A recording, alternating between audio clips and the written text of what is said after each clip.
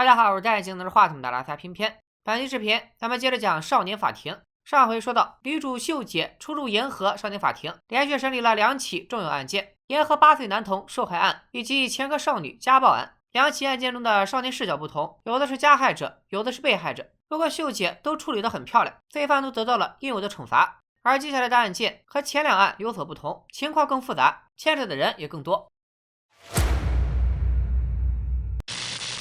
讲的是一家专门收容不良少女的恢复中心，遭到了群众匿名举报，说他们家不但虐待儿童，甚至还挪用公款。负责人吴主任的形象顿时娱乐清账。车法官接到消息后，把情况告诉了上司江部长。老江认为这种举报电话每天都一大堆，没必要多干闲事。正好自由党代表传来简讯，上回书说到，自由党曾向老江抛出了橄榄枝，要帮他进入国会。而老江也是一个有政治抱负的人，双方自然一拍即合，所以老江便放下恢复中心的事，跑去和自由党的人应酬去了。虽然领导不想管，但是车法官和秀姐却不想将此事置之不理，他们决定一查到底。2人先是单独约谈恢复中心的孩子，据其中一名少女说，吴主任不仅让他们吃馊掉的饭，还逼他们去乡亲家里干活，不干活就不给饭吃。吃不饱也就算了，还有女孩甚至被吴主任殴打，现在还住在医院里。吴主任的大女儿阿雅也是动不动就对女孩们各种恶语相向，就越听越像灰姑娘她后妈加大姐的配置。可是这些少女都有过前科，她们的话可信吗？果然，在吴主任的故事里，一切恰恰完全相反。他给孩子们准备饭菜，孩子们却要抽烟，吴主任不允许，这帮小兔崽子去打碎饭碗。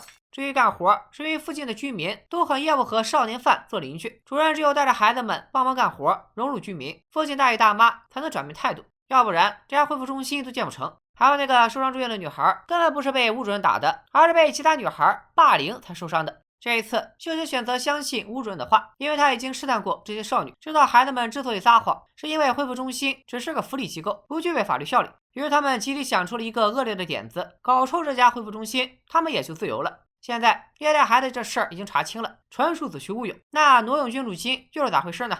秀姐发现上个月恢复中心所有花费加在一起，确实距离补贴的总数差很多。吴主任到底把钱花在哪儿了？主任犹豫了一下，没有坦白。秀姐深表遗憾，她理解吴主任在一线照顾少年犯的辛苦，但同时也对他很失望。接下来，吴主任会收到法院通知，最坏的结果，法院可能撤销对恢复中心的委托，那恢复中心可能就真的办不下去了。从恢复中心出来，秀姐心中仍有疑虑，又去了趟医院。受伤的女孩哭着说，吴主任挪用的公款是为了给自己做手术，因为把她打伤的女孩们的家长不肯出1分钱赔偿，但如果不马上做手术，女孩的腿有可能就废了。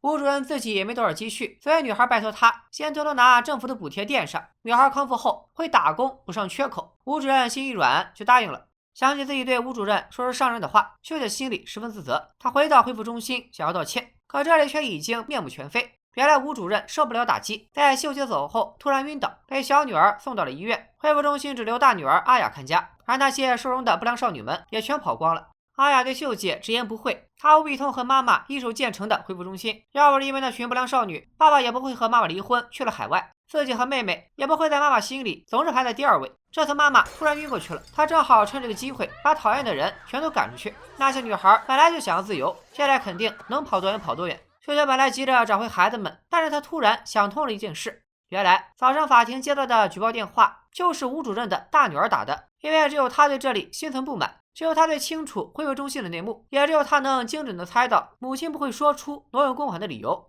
可现在不是兴师问罪的时候，当务之急是赶快把人找回来，因为秀姐清楚，一旦这些女孩为了生存用极端的手段搞钱，后果简直不堪设想。秀姐和车法官动员了管教机构、社区、警察等各方资源，大伙儿一起帮忙找。吴主任也没有大碍，苏醒后他几乎一刻也没休息，准备一起去了孩子们。就在此时，恢复中心的座机响了。上期咱们说过，恢复中心一共有8名少女，排除受伤在医院的那个女孩，逃走的共有7人，还有霸凌习惯的小团体。如果有一个弱者消失，就会有新的弱者补位。比如逃跑的路上又冷又黑，女孩们没吃没喝，小七便有点怀念恢复中心的温暖。小七就这样被胖揍一顿，扔在路边。夺回巡逻的民警及时发现，赶紧通知了恢复中心。小七告诉秀姐，女孩们的目的地是火车站，这就难办了，因为韩国坐火车都不用刷身份证。现在已经是后半夜，大伙儿一致决定休整片刻，天亮再联系女孩们的家属朋友。老姜知道现在说啥也没用，打发秀姐去找人。此时吴主任得到一个坏消息，赶紧带着大女儿来法院找秀姐。原来一群少女到达首尔后，身上的现金不多了，老大便打算自己拉皮条，再强迫小2到小6一个接一个用身体换钱。小6是第一棒，他又惊恐又害怕，却又不敢忤逆老大，只能趁买烟的功夫偷偷打电话给恢复中心求救。可是他也不清楚接客的具体地点，只知道大概是首尔火车站附近的某家汽车旅馆。秀姐一行人赶到车站附近，马不停蹄地四处寻找，总算在车站附近找到了小2到小5。经过一番你追我赶、你抓我逃的戏码，4个女孩都得到了妥善安置。与此同时，小6的客人已经到了。猥琐男似乎很有经验，怕女人会拿钱跑路，去洗澡之前还拿出铁链给房门上了第2道锁。小6想找钥匙，被猥琐男发现以后，遭受了一顿毒打。就在小6打碎酒瓶，差点和猥琐男同归于尽的时候，敲门声响了，警察叔叔终于来了。小6失去意识的瞬间，警察撞开了房门，小6得救了。到此为止，逃跑的少女们只剩下老大不知所踪。还好另一边，留在法院等消息的阿雅，在工作人员的安慰和鼓励下，说出了实话。其实阿雅大概知道老大在哪儿，因为她和自己一样最在乎妈妈。而之前老大的妈妈联系过吴主任，表示自己病得很重，照顾不了孩子，希望老大离开恢复中心时，吴主任能把孩子送到叔叔家。于是当老大发现小6通风报信的时候，大女儿便在电话那头忽悠老大：“你妈都快病死了，你还不抓紧时间找妈妈，别到时候连最后一面都见不上。”这话虽然恶毒，但有效。老大如预想的一样，独自一人去探望妈妈。可是妈妈不仅活得很好，还装作不认识老大。原来妈妈根本没有生病，只不过是交了男朋友，为了男人抛弃了女儿。老大当然气不过，还想问问妈妈为什么不要自己了。老妈的男友不明情况，以为是坏孩子来闹事，对着老大拳脚相加。吴主任得知真相，心疼地把老大搂在怀里。虎毒尚且不食子，这个女人简直不配当妈。孩子们都安全了，吴主任也松了一口气。回程路上，他和秀姐说起，大部分犯错的孩子都来自不健全的家庭，他们明明知道不该犯罪、不该违法，但却明知故犯。他们做出各种伤害自己的事，只是想引起注意，传达自己的痛苦，希望别人不要忽视自己。秀姐听完这番话，告诉吴主任：“你知道是谁举报了恢复中心吗？就是你的女儿阿雅。”阿雅起初并没想赶走那群不良少女，她只想让恢复中心倒闭，这样就有可能再见到爸爸妈妈，也不会活得那么辛苦。反正法院自然会把女孩们送去其他地方。可是当吴主任晕倒、情况不明的时候，阿雅听到了客厅里传来的嬉笑声。女孩们一直在嘲讽妈妈，还恨不得妈妈去死，这彻底激怒了阿雅。阿雅曾经失去过一个弟弟或妹妹，所以她知道妈妈是把对弟弟妹妹的感情转移到了恢复中心的孩子们身上，才会对他们视如己出。可没想到，妈妈起早贪黑，辛辛苦苦，却养出了一群白眼狼。得知真相的吴主任十分惊讶，大女儿一直是他的小帮手，怎么会突然闯祸呢？秀姐回答：“你如此理解犯错的女孩们，为什么不去理解一下自己的女儿呢？”本次案件进行尾声，老姜没有撤销对恢复中心的委托，不过他要求秀姐对不良少女机智引发的霸凌事件、出逃事件和非法交易事件必须严惩。由此，秀姐宣判7名少女按照不同的罪行接受处罚，自由是别想要了，回管教机构待着吧。同样，他们的家长也有不可推卸的责任。虽然家庭环境不好，并不会让所有人都选择犯罪，但对于今天出庭的所有监护人，原生家庭就是少女们犯罪的重要诱因。秀姐要求所有家长，特别是老大的妈妈，必须参与亲子教育，多关心孩子的成长生活。在少女们悔恨的哭声中，恢复中心委托案就此落下帷幕。没过多久，院长安排老姜处理一起棘手的案子。重点高中高考舞弊泄题案，看了那么多杀人放火，是不是觉得作弊都不算啥了？本案引起社会震动，不仅因为舞弊极度影响高考的公平公正，主要原因在于涉案的学生家长都是来自社会各界的精英，随便报上谁的大名，都要让韩国上流社会抖一抖。老姜的儿子也在重点高中念高3，所以老姜知道家长之间还特意拉了个群，沟通与作弊相关的各种事宜。他当时也收到了进群邀请，不过老姜断然拒绝，他有信心能够公正的审理案件。不过老姜和院长说好，处理完舞弊案，他就要离开少年法庭，去实现自己的人生理想。然而计划赶不上变化，老姜上一秒还信誓旦旦保证自己和案子无关，下一秒就接到儿子的电话。小姜哭着问爸爸怎么办，警察已经查到家门口了，自己也参与过作弊。等老姜火急火燎回到家，才知道刚刚家门口出车祸了，根本没警察来查小姜，完全是虚惊一场。可虚惊一场不代表儿子没毛病。看过《天空之城》的小伙伴都知道，韩国有钱人的孩子要进名校，不是光看高考，高中期间的每次期中、期末等重要考试都要取得优异的成绩。而本剧中大部分参与作弊小组的孩子都属于那种差一点就能考上首尔大学的成绩。小姜虽然只参与了1次就退出了，但已经和案件脱不了关系。老姜陷入两难，如果公正的审理案件，自己和儿子的前途就都得搭进去。如果想保住儿子，对此案轻轻接过，那就是徇私枉法，一辈子都要良心不安。老姜想到兢兢业业22年，到头来因为儿子昏头晚节不保，气得大发雷霆。小姜也泪流满面，只能疯狂道歉。就在这时，许久没冒头的自由党由于民调下降，竟然未经老姜允许就公开了老姜已经辞职，准备通过自由党进军国会的消息。他们算盘打的，我在外星都听见了，肯定是想等老姜审理舞弊案的时候，赶快蹭一波热度。小姜看到新闻，怕再给爸爸添麻烦，居然一时想不开，准备轻生。你说这孩子是傻还是懂事呢？姜嫂对老姜说，要不是他平时诈事是育儿，只在乎成绩，动不动就对孩子破口大骂，小姜也不会走到今天这个地步。当初姜嫂也是希望儿子能得到老姜认可，才让小姜加入了作弊小组。不过小姜怕爸爸不开心，只参加了一次就退出了。想到儿子下决心放弃生命之前有多惶恐多害怕，想起自己平时一心扑在工作上，忽略儿子的关心和示好，老姜无比后悔。最终在原则和儿子之间，他选择了儿子。本次案件由秀姐主审，在一开始的审理阶段中，重点高中的老师作为证人出庭，表示学校的教务主任为了提高升学率，组织了作弊小组。这群学生的家长都具备一定的势力和财力。按照另一名发现泄题的老师的证词来看，教务主任会把每次考试的答案偷偷透露给作弊小组中的学生，学生只需要背下答案，按顺序作答即可。因为老师会发现泄题是某次考试前他改了一道题目，可这名好学生还是统一回答了之前的答案。学生们连题目都没看就敢作答，因为老师确信背后一定有猫腻。秀姐又问了一名学生的家长，老师说的是否属实？家长大言不惭地表示，我们的孩子学习成绩都是很好的，作弊只不过是节省实验的方法。现在这个世道，考名校不只要成绩，还要德智体美劳等综合学分。作弊可以有效帮助孩子省下时间去当志愿者，去听讲座，去增进特长，何乐而不为呢？好家伙，头一次听人把作弊说得如此清新脱俗。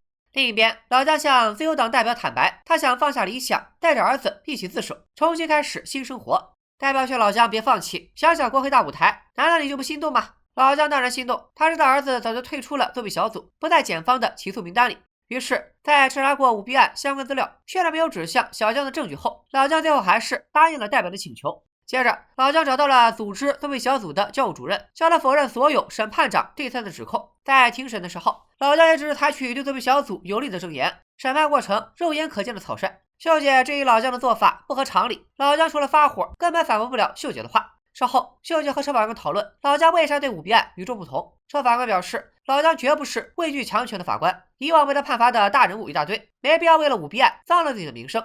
既然如此，那就找出更多真相吧。秀姐调取了重点高中所有学生的档案、生活记录和考卷，因为有学生在受审时提到过，目前涉及舞弊案的学生21名，但他明明偷听到教务主任说是24名。秀姐现在就要找出剩下3条漏网之鱼，咋找呢？带入教务主任的视角，找出3名有共同点的学生就可以了。秀姐归纳出3个重点：第一，3人都已退出作弊小组；第二，他们的成绩一定不错，稍加努力就能提升学校的升学率；第三，他们的家长必有一定的社会地位。经过一番排查，秀姐锁定了8个目标。她刚想拉上车法官做完这道选择题，其中一名学生突然映入了她的眼帘。没错，就是小姜。结合老姜判案时种种奇怪的表现，秀姐几乎能确定小姜就是退出作弊小组的3名学生之一。到了开庭时间，老姜照旧穿上法袍，带着2名部下一起坐上了法官席。出乎秀姐意料之外，老姜还是执迷不悟，不听证人证言，站在教务主任一边。秀姐无奈之下，不得不越权宣布暂时休庭，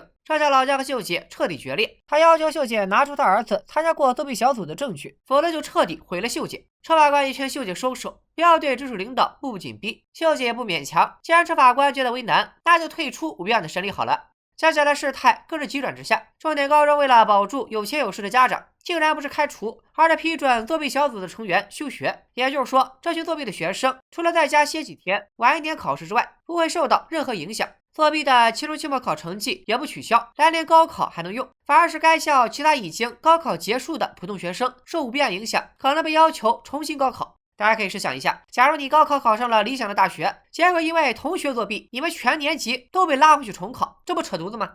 秀姐不能眼看着舞弊案在老姜手上不了了之，可是不管怎么查怎么找，资料中都没有证据。秀姐最后走投无路，只能去找小姜。小姜已经在康复中，他本性善良，又早就打算自首，所以当秀姐说起会有许多无辜的同学要重新高考，小姜便下定决心为自己犯下的错负责，听从秀姐的建议自首，并提供证词，让参与作弊的同学得到应有的惩罚。秀姐拿到证词，便在院长面前和老姜当面对质。这一次，秀姐完胜。从院长室出来，老姜问秀姐为啥非要抓着她不放？她不是单纯为了儿子，还选择走岔路。没想到秀姐连老姜的终极目标都知道，说着从包里拿出了一个厚厚的档案袋。没错，老姜想加入自由党，并非是为了个人利益。他曾在无数次会议中和有关部门抗争，想要国家拨出更多款项用来教化犯错的孩子，让社会各界在谴责之外更加关注少年犯本身。不断高喊废除少年法是没用的，老姜比谁都清楚，想要减少犯罪率，就要从头开始，一点点改善规则与制度。只有像自己这种既了解少年又懂法律的人，才能真正对少年法进行修订和改善。所以他才想借自由党之力进入国会。在老姜眼里，自己5年的努力被秀姐毁于一旦。秀姐却又发出灵魂拷问：你想修订少年法，初衷是为了孩子，可重点高中需要重考的学生，难道就不是孩子吗？为什么要践踏无辜孩子的未来呢？老姜听完秀姐一席话，心中悔恨与惭愧交织。最终，他选择和儿子一起自首，面对应该面对的惩罚。毕竟在实现理想之前，他还是少年法庭的法官。就在老姜自首后没多久，自由党毫不留情地抛弃了他。老姜在法院的职务也被免除，离开了就职22年的少年法庭。车法官看着老姜的背影，想了想，还是追了上去。原来帮老姜找文件的时候，他意外发现了老姜的案件日志，再加上车法官最近收到了一张年少时在管教机构和老姜的合影，这才回忆起当年拉了自己一把的法官就是老姜。很遗憾，说感谢的时候也是告别的时候。车法官想起那年老姜曾蹲下给他系鞋带，这一次就换成自己为老姜系鞋带吧，一个动作既是尊敬也是传承。当然，老姜也留了一封信给正在开庭没法送他的秀姐。信中老姜表示，他对秀姐绝不会有怨恨，希望秀姐能坚持原本的行事作风，他们有缘，江湖再见。秀姐想到，虽然老姜经常因为他的出格举动发火，但实际上一直非常器重他。接下来，秀姐和车法官要在新部长来之前继续坚持做好本职工作，而新的案件令所有人都很意外。下起案件的主人公大飞也在第1期的聚餐中出现过。这次他伪造成年人身份证，租借车辆，带着4名同学闹事飙车，不顾交警阻拦，最终撞到一辆摩托车，造成了严重后果。大飞和被撞的摩托车司机有生命危险，其他4个同学也受了伤。本案中由秀姐主审，但大飞是车法官眼看着改过自新的孩子，他相信大飞本质不坏，不会犯这种错。可是判案靠的是证据，不是感情，秀姐断不会心软。初审的时候，4名当时坐在大飞车上的同学，共2男2女，都表示是大飞威胁他们才上车的，极力否认自己帮助罪犯的嫌疑。不过大飞母亲的说法却与几个学生不同，在他眼里，儿子竟然被这几个同学半夜叫出去，大飞不去就要挨打挨骂，而且和大飞在一起就算闯祸，别人也会因为大飞有前科，先入为主的认定儿子就是罪魁祸首。再说，哪有受到威胁的人刚刚离开法院，就在社交软件上发大合照呢？秀姐看着照片中的4个孩子，总觉得哪里不对劲。然而，秀姐刚回法院，同事就打来电话，大飞的情况不容乐观。